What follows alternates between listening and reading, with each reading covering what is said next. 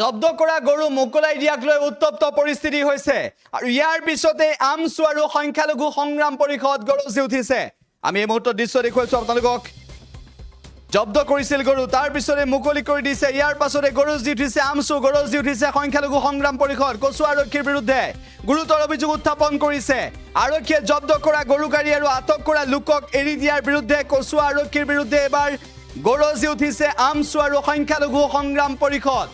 উল্লেখ্য যে আমছু আৰু সংখ্যালঘু সংগ্ৰাম পৰিষদে এই সন্দৰ্ভত মুখ খুলিছে। জব্দ কৰা গৰু কিয় মুকলাই দিব প্ৰশ্ন কৰিছে। এই অভিযানত কচু আৰক্ষীয়ে 9খনকৈ গৰু ভৰ্তি বাহন জব্দ কৰিছিল। 18জনকৈ লোকক আটক কৰিছিল। 18জনকৈ লোকক আটক কৰিছিল। 9খনকৈ বাহনত জব্দ কৰা গৰুৰ সংখ্যা আছিল প্ৰায় 108টা। তাৰ পিছত কিয় মুকলি কৰি দিলে প্ৰশ্ন কৰিছে আমছু আৰু সংখ্যালঘু সংগ্ৰাম পৰিষদে। মন্তব্য কৰিছে এই সন্দৰ্ভত। আউঙ্গা না খানে দেউঙ্গা। এই বিগত কিছুদিন আগত মুখ্যমন্ত্ৰী ডাঙৰীয়া কেবিনেটত সিদ্ধান্ত লৈছে ৰাজহুৱা স্থানত গো বক্ষণ আৰু ৰেস্তোৰাঁ হোটেলত নিষিদ্ধ কৰিছে বুলি ঘোষণা কৰিছে। মুখ্যমন্ত্ৰীক সঁহাৰি জনাইছোঁ যে আমি ৰাজহুৱা স্থানত এইবোৰ আমি নকৰোঁ। দৈনিক নগাঁও জিলাৰ চুকে কোণে দৈনিক গৰুৰ গাড়ী সৰবৰাহ হয়। ইয়াৰ কাৰ ছত্ৰছায়াত হয়, ইয়াত কোন জড়িত আছে? ইয়াত এটা ৰেণ্ডম পলিগ্ৰাফ টেষ্টৰ জৰিয়তে ইয়াত এটা তদন্ত হ'ব লাগে। মিডিয়া আৰু সৰ্বদলীয় পক্ষ যদি আৰু ৰেণ্ডম টেষ্টৰ জৰিয়তে যদি ৰেণ্ডম পলিগ্ৰাফৰ টেষ্টৰ জৰিয়তে যদি ইয়াত পৰীক্ষা কৰা হয়, আমাৰ হাতত তথ্য নাই, যদি পৰীক্ষা কৰা হয় ইয়াত জল দুধ কা দুধ পানী কা পানী হৈ যাব। ইয়াত কোন জড়িত, কোন আমোলা বিষয়া জড়িত আছে, ইয়াত কোন SP DSP জড়িত আছে, কোন প্ৰশাসন জড়িত আছে, কোন নেতা পালি নেতা জড়িত আছে, সকলো জল পটকৈ ওলাই যাব। গতিকে অসমৰ মুখ্যমন্ত্ৰী ডাঙৰীয়াক দুৰ্নীতি শূন্য সহনীলতাৰ কথা কৈ অসমৰ মুখ্যমন্ত্ৰী ডাঙৰীয়াক মই আহ্বান জনাইছোঁ অসম সংখ্যালঘু সংগ্ৰাম পৰিষদৰ তৰফৰ পৰা যে মুখ্যমন্ত্ৰী ডাঙৰীয়া আপুনি এজন ৰাজধৰ্ম পালন কৰক। আপোনাৰ ৰাজ্যত এনেকৈ দুৰ্নীতি লুণ্ঠন ৰাজ অবাধ ব্যৱসায় চলি আছে। এই ব্যৱসায়ৰ প্ৰতি আপুনি চকু দিয়া উচিত। কাৰণ আপুনি এজন ধৰ্মক টাৰ্গেট কৰি, এটা বিশেষ জাতিক টাৰ্গেট কৰি আপুনি যা তা সিদ্ধান্ত ল'ব পাৰে। কিন্তু ইমান ডাঙৰ এটা চিণ্ডিকেট, কোটি টকীয়া চিণ্ডিকেট চলি আছে, এই চিণ্ডিকেটৰ প্ৰতি আপুনি কিয় দৃষ্টি আকৰ্ষণ ৰাখিব নোৱাৰে? আচলতে আৰক্ষীৰ সোপা দিলা নীতি বিগত দিনৰ পৰা সোপা দিলা নীতিৰ বাবে আজি সমাজত দুৰ্নীতি লুণ্ঠন ৰাজ দিনক দিনে বৃদ্ধি হৈ আছে।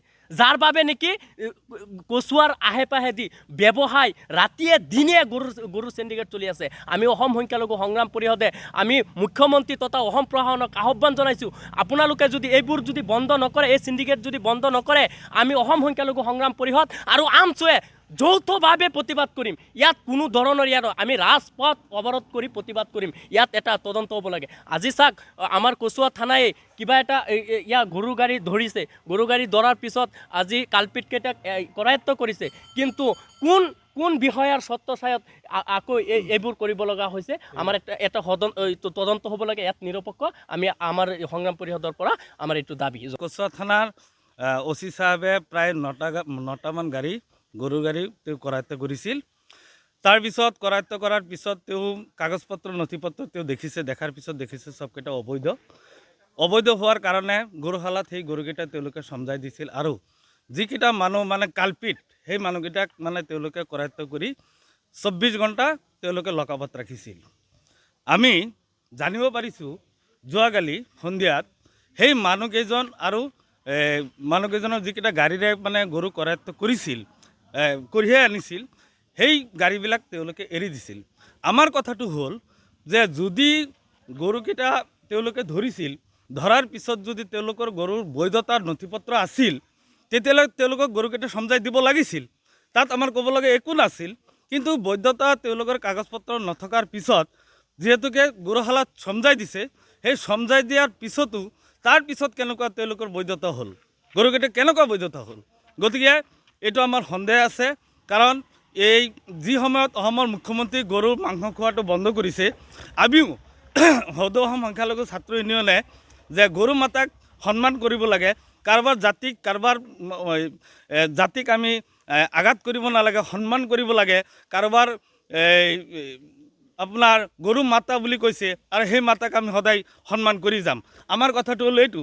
কিন্তু মুখ্যমন্ত্ৰী ডাঙৰীয়া দিনত আপুনি ক'ব যে গৰুৰ মাংস খোৱাটো বন্ধ কৰক, ৰাতি হ'লে ইয়াত সিন্ডিকেট চলাব এইটো আমি কেতিয়াও মানি নলওঁ আপুনি একাংশ ৰাজনীতি কৰিবৰ কাৰণে যদি এইটো মনোবৃত্তিৰে আপুনি ৰাজনীতি কৰি আছে তেতিয়াহ'লে আমি আপোনাক ধিক্কাৰ জনাইছোঁ সেইকাৰণে ধিক্কাৰ জনাইছোঁ আপুনি সঁচাকৈ গৰু মাতাক সন্মান কৰক আমিও গৰু মাতাক সন্মান কৰিম ইয়াৰ পৰা মেঘালয় যায় মেঘালয়ৰ পৰা ডাইৰেক্ট বাংলাদেশত যায় যি অসমৰ গৰু বাংলাদেশৰ মানুহে খাব পাৰে অসমৰ মানুহে খাব নোৱাৰে সেই কথাটো আমি ধিক্কাৰ জনাইছোঁ আৰু বাংলাদেশে এই আমাৰ অসমৰ পৰা গৰু কঢ়িয়াই কালি কেৱল যোৱাকালি নহয় আজি প্ৰায় 6 মাহ ধৰি এই কচুৱা থানাৰ অন্তৰ্গতত ডেইলি প্ৰায় 500 মান গৰু তেওঁলোকে মানে সিন্ডিকেট চলাই আছে ইয়াত এতিয়া কোন কোন জড়িত আছে আমি ক'বলৈ হ'লে যেহেতু ৰাজনীতিকৰ এটা প্ৰেছাৰ আছে আৰু নগা আৰক্ষী অধীক্ষক মহোদয়ক আমি অনুৰোধ জনাম যে নথিপত্ৰ নথকাৰ সত্ত্বেও গৰুকেইটা কিয় মুকলাই কৰি দিলে গাড়ীকেইটা কিয় মুকলাই কৰি দিলে চিজ কৰাৰ পিছতো তেওঁলোকে গাড়ীকেইটা এৰি দিলে তাৰ পিছতো 18জন মানুহ তেওঁলোকে লকআপত ৰাখিছে যদি তেওঁলোকৰ বৈধতা আছিল তেতিয়াহ'লে লকআপত ৰখাৰ কি যুক্তি আছিল গতিকে আমি জানিব পাৰিছোঁ ইয়াত মোটা অংকৰ এটা ধনৰ লেনদেন হৈছে আমি ধিক্কাৰ জনাইছোঁ অসমৰ মুখ্যমন্ত্ৰী মহোদয় আপুনি ইমিডিয়েটলি ইনকুৱাৰী কৰক আমাৰ ডিজিপি মহোদয়ক আমি কৈছোঁ যে কালি যি গৰুৰ সিন্ডিকেটৰ এটা সিন্ডিকেট চলিছে সেই সিন্ডিকেটৰ গৰুকেইটা মুকলাই কৰি দিছে গাড়ীবিলাক মুকলাই কৰি দিছে মানুহকেইটা মুকলাই কৰিছে ইয়াৰ ওপৰত সঠিক তদন্ত হ'ব লাগে আৰু আমাৰ ডিজিপি মহোদয় ইয়াৰ ওপৰত ষ্টেপ ল'ব লাগে নগাঁও যিকোনো খবৰৰ বাবে যোগাযোগ কৰক 7099017330 লগতে 7099017111